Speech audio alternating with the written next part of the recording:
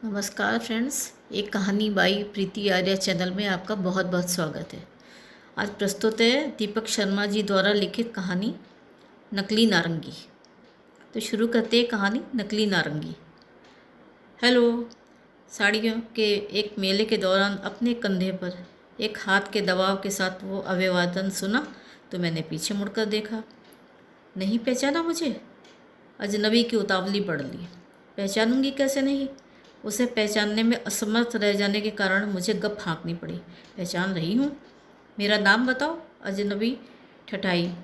Mascara, lip gloss, nail polish, powder और रूस के प्रवण सुसज्जित प्रयोग से सजा संवरा वो चेहरा जितना अपना लग रहा था उतना ही बेगाना भी। उसके बालों की अल्ट्रा मॉडर्न कट और विदेशी पोशाक पारस्परिक परिपाटी के विपरीत रही। 5 इंच ऊंची अपनी सैंडल की पिछली एड़ी पर टिके अपने टखनों के 2 इंच नीचे अपनी गुलाबी पैंट के साथ उसने बिना बाहों की एक लाल टी शर्ट पहन रखी थी। पहले तुम मेरा नाम बताओ, मैंने चातुरी बरती। प्रोमिला। वो ठठाकर फिर हंसती। Room number 27, women's hostel, number 3, Kasbapur university. Deolali. मैंने उसे पहचान लिया।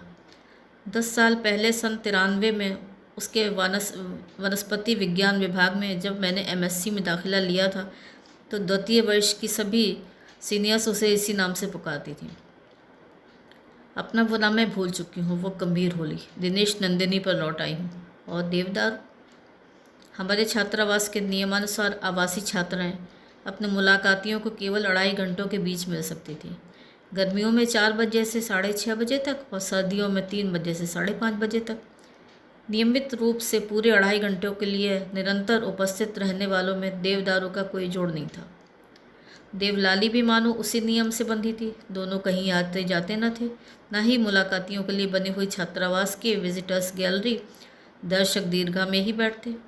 पूरे के पूरे 2.5 घंटे एक दूसरे की संगति में खड़े खड़े बिता दिया करते।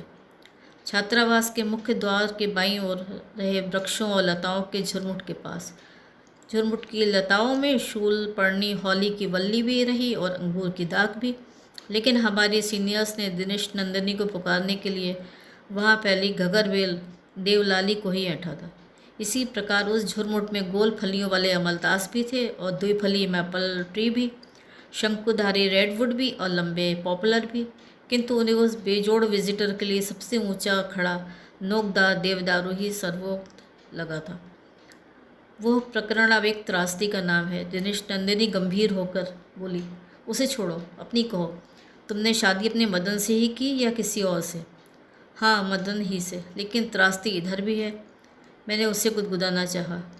बायरन ने कहा है कहीं, all comedies are ended by a marriage. विवाह सभी कॉमेडियों को समाप्त कर देता है।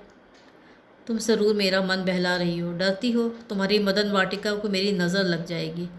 ये बताओ, कितने बच्चे हैं? 2। दोनों बेटे हैं। और तुम्हारे? मेरी एक बेटी है। 2 क्यों नहीं? अपनी साड़ी खरीद ली क्या? उसने मेरे प्रश्न का उत्तर न दिया और ध्यान मेरी साड़ी पर ला पलटा। हाँ, दिखाओ तो। मैंने पैकेट खोलकर उसे साड़ी दिखाई तो वो मुस्कुरा पड़ी। पीले और सफ़ेद रंग के कॉम्बिनेशन तुम्हें अभी भी प्रिय हैं? उधर कस्बापुर में बेशक हमारे मित्र समूह अलग अलग रहे थे, किंतु जब भी हम एक दूसरे के सामने पड़ती थी तो पारस्परिक स्नेह और सौहार्द बांटना कभी न भूलती। तुम्हारी खरीदारी बाकी है क्या? मैंने पूछा।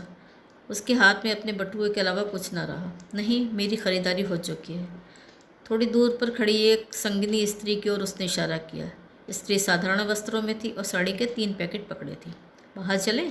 मैं सिकुड़ ली। तुम्हें तुम्हारे घर छोड़ दूँ? मेले के परिसर के बाहर पहुँचते ही वहाँ पे जैसे ही एक बड़ी मोटर गाड़ी उसकी दिशा में आन बढ़ी, उसने मुझसे पूछा। वो जान गई थी मेरी सवारी सार्वजनिक वाहन ही रहते हैं। तुम्हारे घर चलूँ? इस समय मैं उसे अपने घर नहीं ले जाना चाहती थी। उस सुबह मेरी महरिन नहीं आई थी और घर के सभी घरेलू कामकाज निपटाने को बाकी थे। मेरे बेटों को अपने स्कूल से 1:30 बजे छुट्टी मिलेगी और अभी 12 भी नहीं बजे थे। क्यों नहीं? वो उत्साहित हो ली। ड्राइवर ने अपनी सीट से उतरकर दिनेश नंदिनी के लिए मोटर का दरवाज़ा खोला तो एक 7-7.5 वर्षीय बच्ची आगे बढ़कर गाड़ी में दाखिल हो ली। मस्तिष्क सन स्तंभ की स्पष्ट रोगणी वो मंगोलियन थी, डाउन सिंड्रोम से पीड़ित। उसका सिर अजीब ढंग से बड़ा था माथा बहुत छोटा, आंखें ऊपर की ओर मुड़ी हुई, नाक चपटी, कान नीचे की ओर अग्रसर, होंठ मोटे और ठुड्डी की तरफ झुके हुए थे। दिनेश नंदिनी ने उसे चुमकारा और अपनी गोदी में समेट लिया। संगिनी स्त्री अपने पैकेटों के साथ ड्राइवर के पास आगे जा बैठी। मैंने दिनेश नंदिनी के बगल में अपना स्थान ग्रहण कर लिया। मुझसे हाथ मिलाएंगी? मैंने बच्ची की उपस्थिति स्वीकार की, अपना हाथ उस ओर बढ़ाया। हाथ मिलाओ बसंता। दिनेश नंदिनी ने लाड़ से बेटी का हाथ मेरे हाथ पर धर दिया। बहुत प्यारा नाम है। बच्ची की चमड़ी पर लकीरें सी गड़ी रहीं। बसंता, बसंता। देवदारू का असली नाम बसंत कुमार ही तो रहा। उसी के नाम की श्रुत्यावृत्ति थी बसंता, उसी के नाम का अनुवाद। मेरी फ्रॉक सुंदर नहीं क्या? दिनेश नंदिनी अपनी आवाज़ में बच्चों की तोतलाई उतार लाई। पूछो आंटी से, मेरी फ्रॉक प्यारी नहीं क्या? फ्रॉक तो बहुत प्यारी है, मैं समझ गई। वर्तमान संगति में बसंत कुमार और बसंता को वार्तालाप के समोच्च रेखा से दूर रखना अनिवार्य था। और यह नीला रंग आप पर बहुत फपता है, बहुत खूब। बच्ची ने अपना हाथ मेरे हाथ से अलग खींच लिया। एक वैभवशाली बंगले के सामने उसकी गाड़ी जा रुकी। अंदर जाते ही पहले लॉन दिखाई दी, जिसकी ताज़ा कटी घास गहरी रही थी और क्यारियों में लगे फूल विभिन्न रंगों के। लॉन के ठीक सामने बंगले का अग्रभाग था, जिसका करामाती घेरा मुझे अनायास ही शीशेदार उन वातानुकूलित दुकानों की याद दिला गया, जिनके अंदर जाने में मुझे गहरी हिचकिचाहट महसूस हुआ करती। गाड़ी से नीचे उतरते ही बच्ची लॉन के दूसरे सिरे की ओर दौड़ ली। तुम बेबी का ध्यान रखो जमुना। दिनेश नंदिनी ने संगिनी स्त्री के हाथ से पैकेट ले लिए। उसके पीछे जाओ, यहीं बैठते हैं। सामने दिखाई देने वाले भव्य उसके ड्राइंग रूम में अपने कदम न ले जाकर मैंने लॉबी नुमा प्रतीक्षा कक्ष में ही रोक लिए। जीजी की पसंद मिल गई है मम्मा। दिनेश नंदिनी वहीं से एक कमरे की दिशा में चिल्लाई। तुम कुछ सोच कर लेने जाओ, फिर वो ना मिले, असंभव। 55 और 60 के बीच की एक उम्र की प्रौढ़ा वहीं लॉबी में चली आई। उन्होंने एक डिज़ाइनर शलवार सूट पहन रखा था और उनके बाल भी आधुनिकतम कटे हुए थे। चेहरा उनका भी दिनेश नंदिनी के चेहरे की तरह पूरा मेकअप पहने रहा।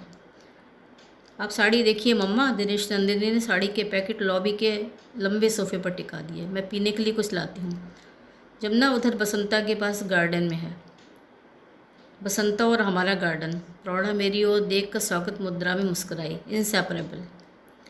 मैं दिनेश नंदिनी की पुरानी सहेली हूँ प्रमिला। मैंने प्रौढ़ा को अपना परिचय दिया। अपनी तरंग में दिनेश नंदिनी उन्हें मेरा परिचय देना भूल गई थी।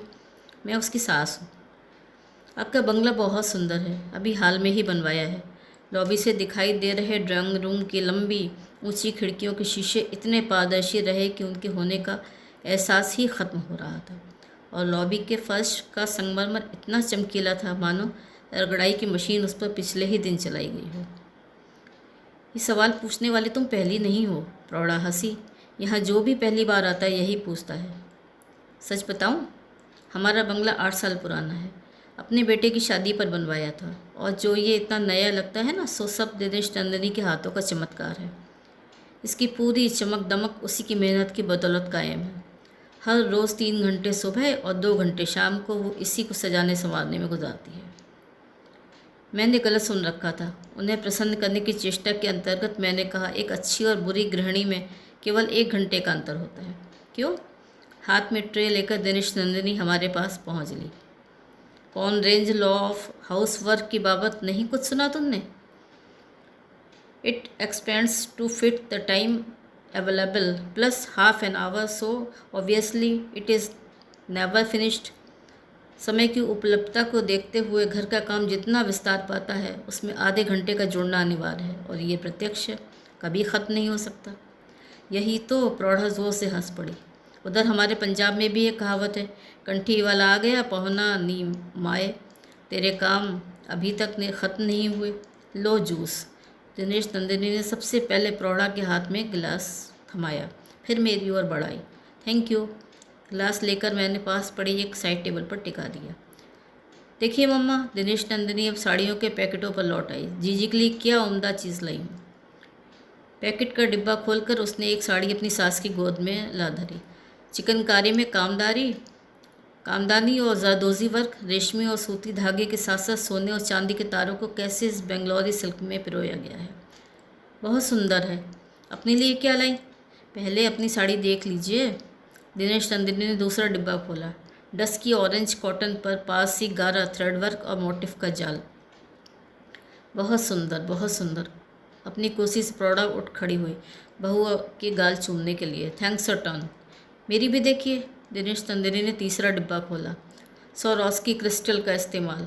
दुकानदार बोला, जब इस साड़ी से आप ऊब जाएं तो इस क्रिस्टल को नए सिरे से दूसरी साड़ी में लगवा लीजिएगा। तुम पर यह खूब फबेगी, मगर तुझे अपने लिए भी चिकनकारी में कुछ लाना चाहिए था। अब मेरी मान, ये बंगलौरी भी तू रख ले, विद्या के लिए मोटिफ के जाल वाली रख लेते हैं।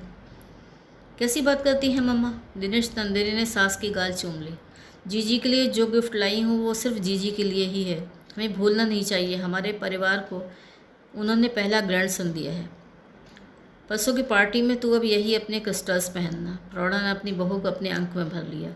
इसके पेटीकोट, ब्लाउज़ और फॉल का ज़िम्मा मेरा। थैंक यू मम्मा। दिनेश नंदिनी साड़ियाँ समेट कर उन्हें उनके डिब्बों में वापस धरने लगी। तभी टेलीफोन की घंटी बज उठी। मैं देखती हूँ मम्मा। दिनेश नंदिनी ने हाथ का काम छोड़ दिया। आप बैठी रहिए। आप बहुत भाग्यशाली हैं। अपनी बेआरामी दूर करने के लिए मैंने प्रौढ़ा सीखा। उन साड़ियों की कीमत में जानती रही, 8,000, 5,000 और 4,500। जबकि दिनेश नंदिनी ने जिस साड़ी के लिए साथ मुझे उस मेले में पकड़ा था, उसकी कीमत मात्र 340 रुपये रही थी। आपको बहुत अच्छी बहू मिली है। हेलो। दिनेश नंदिनी की आवाज़ हमारे पास तैर ली। बिल्कुल। माथुर्स आ रहे हैं, द्विवेदीज आ रहे हैं, रिजवीज आ रहे हैं, और हाँ, शुक्लास भी। ओके चल, जब सब इकट्ठा होंगे तो खुलासा करेंगे। इस समय कोई बैठा है, बाद में विस्तार से बताती हूँ। बाय। मैं जानती हूँ मैं बहुत भाग्यशाली हूँ। दिनेश नंदिनी पर की गई मेरी टिप्पणी पर अपनी प्रतिक्रिया प्रौढ़ा ने फ़ोन के रखे जाने पर दी।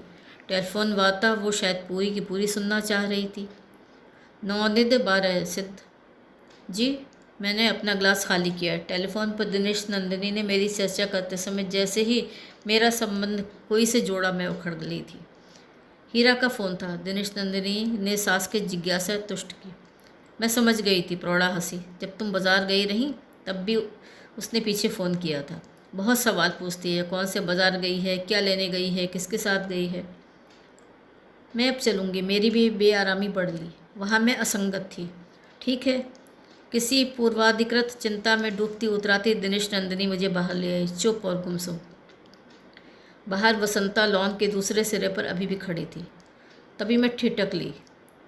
उस सिरे पर पेड़ पौधों का वैसा ही झुरमुट था जो उधर हमारे कस्बापुर के छात्रावास के बाहर था। वही हॉली, अंगूर और घगर बेल की लताएं और अमलतास, मैपल, रेडवुड और देवदार के वही पेड़। दिनेश नंदिनी के दिल में वसंत कुमार निर्वासित कहाँ था? कुछ याद आया क्या? दिनेश नंदिनी भी रुक ली। वसंत कुमार के सिविल सर्विस का नतीजा क्या रहा था? सन 93-94 में हमारी कस्बापुर यूनिवर्सिटी के लगभग सभी स्नातकोत्तर विद्यार्थी सिविल सर्विस का ही दम भरा करते थे। दिनेश नंदिनी और वसंत कुमार तो कुछ ज़्यादा ही। दोनों को यकीन था सिविल सर्विस में चुने जाने पर जीवन की दौड़ धपाड़ में साथ साथ दौड़ने के लिए उन्हें पक्की सड़क मिल जाएगी। हम सभी को मालूम था, उधर अपने गांव में दिनेश नंदिनी एक बहुत बड़ी हवेली में रहती थी और वसंत कुमार उस हवेली के बाद ब्राह्यांचल में बनी एक छोटी बस्ती के एक छोटे से मकान में। कुछ खास नहीं। दिनेश नंदिनी ने अपना उत्तर संक्षिप्त रखा। वसंत कुमार को तुम अभी भी भूली नहीं? पुरानी मैत्री के संदर्भ में मैंने उसके प्रति अपने सद्भाव को दोबारा स्थापित करने के प्रयास में कहा। उसके अभिशाप से मैं बच नहीं सकती, ये उसका दैवीय धिक्कार है।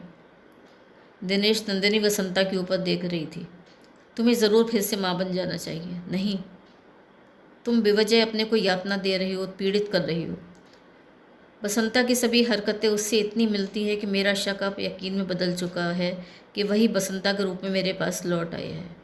मतलब? मेरी चीख निकल गई। बसंत कुमार अब जीवित नहीं है? बावले ने मेरे शादी के दिन ही आत्महत्या कर ली। आत्महत्या उसने ज़रूर किसी दूसरे कारण से की होगी। कौन अपनी गर्लफ्रेंड की शादी को इतना महत्व देता है? तुम्हें उसे भूल जाना चाहिए।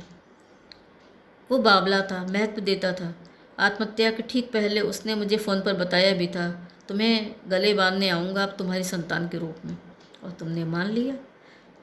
तुम उसे इतना चमत्कारी मानती हो, इतना शक्तिशाली। Basanta is his mutant. Dinesh Nandini ने वनस्पति विज्ञान की भाषा में मुझे नई युक्ति दी। हमारे विज्ञान के अनुसार प्रत्येक जीव का अपना एक जेनेटिक आनुवंशिक विधि संग्रह होता है जिसका विन्यास उसके आधार निर्धारित करते हैं। म्यूटेशन तभी होता है जब किसी जीव के आधारों में से कोई एक या एकाधिक आधार या तो निकाल दिए जाते हैं या फिर उसके स्थान पर दूसरे अनुकल्प रख दिए जाते हैं। और पौधों की दुनिया में म्यूटेंट उस विरल पौधे का नाम है जिसका कोई जेनेटिक आधार या तो किसी अप्रत्याशित प्राकृतिक संयोग की उपज रहा हो या फिर किसी रासायनिक द्रव्यों की, या फिर जिसके जन्म के पीछे किसी रेडिएशन यानी कि विकिरण का संपादन रहा हो, जैसे एक्सरेज या कोई और इलेक्ट्रोमैग्नेट या एटॉमिक विकिरण। मगर कैसे? मैंने उससे समझाना चाहा, बसंता कोई पौधा नहीं है, मानव जीवन है। उसकी शरीर रचना के जीन फ्लो यानी कि उत्पत्ति मूलक बहाव के दो ही आधार संभव है, तुम और तुम्हारे पति। उसमें बसंत कुमार का सन्निवेश एकदम असंभव है, तर्क विरुद्ध है। तुम भूल रही हो, म्यूटेशन में रेडिएशन की भूमिका भी रह सकती है। तुम यही समझ लो रेडिएशन के माध्यम से वो मेरे पास पहुंच लिया। दिनेश नंदिनी से वो मेरी भेंट अंतिम थी। अपने घर उसे बुलाने का साहस मैं जुटा नहीं पाई और बिन बुलाए उसकी नाट्य नौका पर जा पहुंचने की धृष्टता करने में अभी भी असमर्थ रही, और इस तरह हम कभी नहीं मिले। तो ये थी आज की कहानी। कहानी सुनने के लिए बहुत बहुत धन्यवाद। अगर मेरी कहानी पसंद आई हो तो चैनल को सब्सक्राइब ज़रूर करिएगा।